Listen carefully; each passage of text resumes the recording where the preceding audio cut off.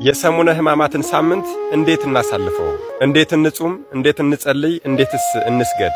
በሰሙነ ሕማማት ማማተብ፣ ማዕድ መባረክ፣ መልክዓ መልካት መድገም ይቻላል አይቻልም? የምንጸልያቸውና የማንጸልያቸው ጸሎቶችስ አሉ ይሆን? በዚህች አጭር ቪዲዮ ሁሉንም ጠቅላላ አድርገን እናየዋለንና ሁላችሁም ለሁሉም ሰው እንዲዳረስ ኮፒ ሊንክ ለማድረግ ሞክሩ። እሺ፣ ማማተብ ይቻላል። ለምን ብትሉ አንድ ሰው ካላማተበ የአጋንንትን ውጊያ ድል መንሳት ስለማይችል ነው። ስለዚህ በግል ጸሎት አታማትብ አይባልም፣ አይከለከልም። ማዕድም በሚመገብ ሰዓት ጸሎት አድርጎ አማትቦ መመገብ ይችላል ማለት ነው። ከዚህ ጋር ተያይዞ የተከለከለው ለካህናት በብዙሃን ፊት ቡራኬ መስጠት፣ የሞተ መፍታትና መስቀል ማሳለም ነው የተከለከለው። ይህም የተደነገገበት ምክንያት በማእሰረ ሰይጣን 5500 ዘመን ታስሮ የነበረውን የአዳምን ልጅ ለማጠየቅ ለማስታወስ ነው እንጂ በማዕድ ላይ አታማትቡ የሚል ሕግ አልተሰራም። ጸሎትን በተመለከተ የተከለከለ ጸሎት የለም። ጸሎት ሃይማኖትን በተመለከተ ስለኛ ተሰቀለ፣ ሞተ፣ ተቀበረ፣ በሶስተኛው ቀን ከሙታን ተለይቶ ተነሳ እስከሚለው ድረስ ከሰኞ እስከ ሐሙስ ድረስ አይጸለይም። ይሄም የሆነው ታሪኩን ለማስታወስ ነው እንጂ ጸሎቱ የሚከለከል ሆኖ አይደለም። ሰኞ፣ ማክሰኞ፣ እሮብ፣ ሐሙስ አይሁዳውያን መከሩ። ከሐሙስ እስከ ዓርብ መከራውን ተቀበለ። ዓርብ 6 ሰዓት ላይ ተሰቀለ እንላለን። ዓርብ ከ9 ሰዓት ጀምሮ ሞተ፣ ተቀበረ እንላለን። ተነሳ የምንለው ደግሞ ቅዳሜ ለእሁድ ሌሊት 6 ሰዓት ላይ ይሆናል ማለት ነው። መልክዓ መልኮች አለመደገማቸው ደግሞ ወደ ነገረ መስቀሉ ለማድላት ነው እንጂ ተከልክለው አይደለም።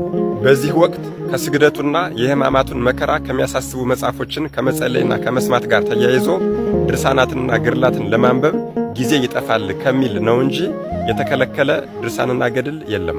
ዓለም የዳነው በክርስቶስ ቤዛነት ነውና የክርስቶስን የሕማማት ነገር አይቼ አንብቤ ሰምቼ ጊዜ አለኝ የሚል ሰው ድርሳናትና ግርላትን ጸሎት ማድረግ ይችላል ማለት ነው። የቤተ ክርስቲያናችን የሥርዓት መጽሐፍ ፍትሐ ነገሥት በሰሙነ ሕማማት ሳምንት ብዙ እንዳንበላ፣ ብዙ እንዳንጠጣ፣ እንዳንደሰት አዝዟል። እስከ ምሽቱ 1 ሰዓት እየጾምን በቆሎ ወይም ደግሞ ቂጣ በጨው እየበላን ጾሙን እንድናሳልፍ ታዝዘናል። ሰሙነ ሕማማት ይቅርታን፣ ምሕረትን የምናገኝበት ከጨለማ ወደ ብርሃን የምንወጣበት ስለሆነ በዚህ ሳምንት እጅግ በጣም እንድንተጋ አባቶቻችን አዝዘውናል። ከሰኞ እስከ ዓርብ ባለው 5 ቀን ውስጥ 6666 ስግደት እንሰግዳለን። በአንድ ላይ ካህናቱ ያዘዙንን እየተቀበልን የምንሰግዳቸው ስግደቶች ብዛታቸው በጌታችን የግርፋት መጠን ልክ 6666 ይሆናሉ።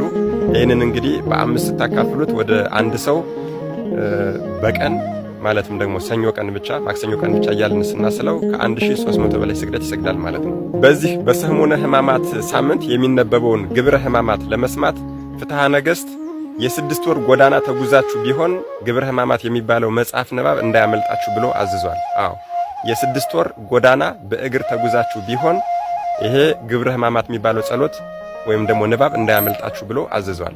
ቤተ ክርስቲያን መሄድ የማይችሉ እህትና ወንድሞች፣ አረብ ሀገር፣ ውጭ ሀገር ያሉ እህትና ወንድሞች እንዴት መስገድ ይችላሉ ያልን እንደሆነ መዝገበ ጸሎት ላይ ሕማማተ መስቀል እና የሰሙነ ሕማማት ሥርዓትና ስግደት የሚል መመሪያ አለ። በዛ መሰረት ያንን መዝገበ ጸሎት ይዘው መጻፉ ከሌላቸው ደግሞ አፕሊኬሽኑን አውርዳችሁ እዛ ላይ በሚያዘዘው መሰረት ለጊዜው መስገድ ትችላላችሁ። በዚህ በሰሙነ ሕማማት ሳምንት ከታወቁት መጻሕፍት ማለትም ከመዝሙረ ዳዊት፣ ከውዳሴ ማርያም እና ደግሞ ከነመኃልየ ዘሰሎሞን ከነዚህ ውጪ ማግኘት ከቻልነ 3ቱ ደናግላን የደረሱት ድርሳነ ማህያዊ፣ ለሃ ማርያም የእናታችን የቅድስት ድንግል ማርያም ለቅሶ፣ ድርሳነ ፈያታዊ ዜማን የሚባሉትን መጽሐፎች ብናነብ ስለ ሕማማት በደንብ አድርጎ ግልጽ ሊያደርግልን ይችላል። ሌላው ሰሙነ ሕማማት እያንዳንዳቸው ቀኖች ታላቅ ስያሜ አላቸው።